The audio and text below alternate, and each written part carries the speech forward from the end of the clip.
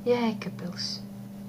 Cik daudz emociju izsauc šis vārds, kas sasien kopā Vidzemi, Zemgali un Latgali, pagātni un nākotni, kas sadodas rokās pāri Daugavai un laikmetiem.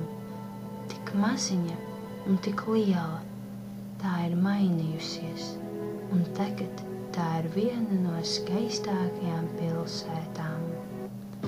Viena no nozīmīgākajām vietām ir Vecpilsētas laukums, jo tieši šajā vietā pasludināja par pilsētas dibināšanu.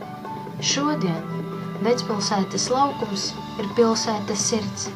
Tā ir vieta, kur satiekas, iemīlas un vienkārši pastaigājas.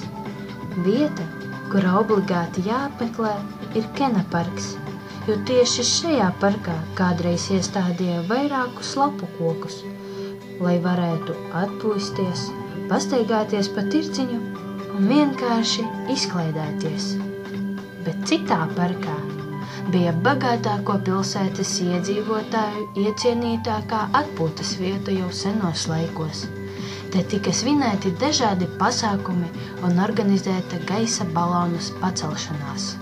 Parkā spēlējis orķestris, darbojās restorāns un bieži uzstājušies ceļojošie akrobāti.